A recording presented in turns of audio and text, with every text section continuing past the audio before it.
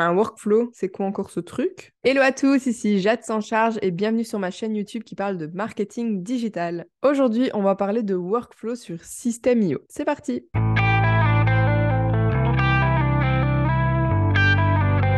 Donc tout d'abord, qu'est-ce qu'un workflow? Je prends mes notes pour vous lire la définition, qui est très bien expliquée. Alors un workflow sur System.io, c'est une séquence de tâches automatisées qui permet de simplifier et d'optimiser un processus de travail. Il peut être utilisé pour automatiser des tâches telles que l'envoi d'emails, la création de pages de vente, la gestion de listes de contacts et plus encore. Mais pour créer un workflow efficace sur System.io, il est important de bien définir les étapes à suivre et les outils nécessaires. Ma tablette, elle se met pas bien. Mais dans ce cas, c'est quoi la différence entre un workflow et une automatisation? Donc comme on l'a vu, un workflow, c'est une séquence de tâches qui sont automatisées, qui permettent de simplifier et d'optimiser un processus de travail. En revanche, une automatisation, elle peut être utilisée pour automatiser une seule tâche à la fois. Donc comment on crée un workflow sur System.io? On se retrouve tout de suite en immersion dans l'application. Donc je vais vous montrer comment trouver les workflows sur System.io et surtout comment en créer. Donc si vous avez l'ancienne version encore, vous allez sur automatisation. Si vous avez la nouvelle version, vous cliquez sur les trois petites lignes dans automatisation également. On va aller dans workflow. Donc ici, je n'en ai pas. On va en créer un ensemble. Donc créer, on va mettre le test. Donc ici, vous voyez le statut, il est inactif. On a la date de création également. Pour activer un workflow, vous allez sur les trois petits points et activer tout simplement. On peut aller dans les paramètres pour changer le nom du workflow. On peut également le supprimer et l'éditer. Soit vous allez sur les trois petits points et vous appuyez sur éditer, soit vous appuyez directement sur test. Donc on n'oublie pas, un workflow, c'est une séquence de tâches automatisées. Donc pour que des tâches se déclenchent, il faut des déclencheurs. Donc on appuie sur créer votre premier déclencheur et on va passer en revue tous les déclencheurs possibles. Donc là, on a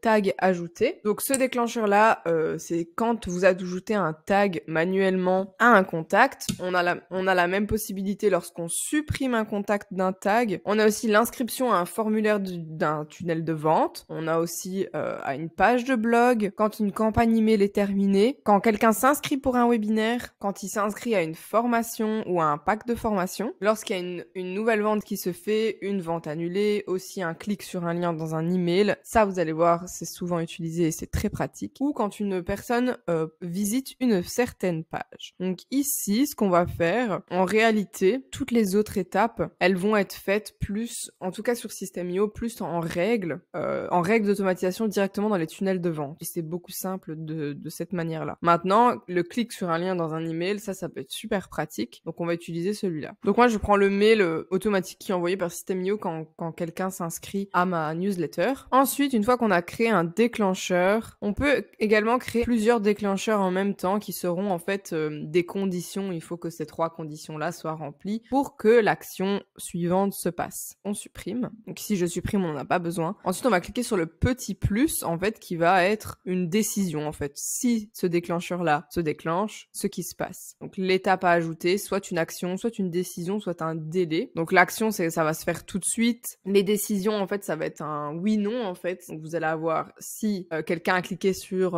un lien dans le mail que j'ai choisi, il va se passer ceci. Si il n'a pas cliqué, il va se passer cela. Donc je vous montre l'action, ça va être un lien, je mets n'importe quoi, on va mettre voilà, newsletter. Voilà, hop, c'est une seule ligne. Si on choisit la décision, donc là on peut choisir par exemple l'état du contact actif. Bon, c'est un exemple, hein. La personne est-elle active? Oui, non. Donc vous voyez qu'on a différentes choses à faire. Au final, ça revient à un point commun. Là, vous pouvez ajouter action, décision, délai. Et pareil de l'autre côté. Donc c'est vraiment un workflow, c'est vraiment pour créer toute une suite d'étapes, même automatiser certaines choses plus facilement, plutôt que vous de faire les choses manuellement et de vous dire lui il a acheté alors je vais faire ça, lui il a pas acheté de telle date alors je vais faire ça. Voilà, ça permet d'automatiser des étapes beaucoup plus facilement. Je vais vous montrer également le délai. En fait, il suffit tout simplement d'attendre une heure, une journée, une minute. Vous créez et ensuite on revient à la même chose, action, décision, délai. Nous voilà à la fin de cette vidéo. J'espère qu'elle vous aura plu. Si c'est le cas, n'hésitez pas à mettre un pouce bleu. Si vous avez des questions sur les workflows, n'hésitez pas à me les poser en commentaire, j'y répondrai avec grand plaisir. Et aussi, n'oubliez pas de vous abonner, d'activer la cloche pour ne rater aucune de mes prochaines vidéos. Je vous dis à la semaine prochaine pour une nouvelle vidéo. Ciao!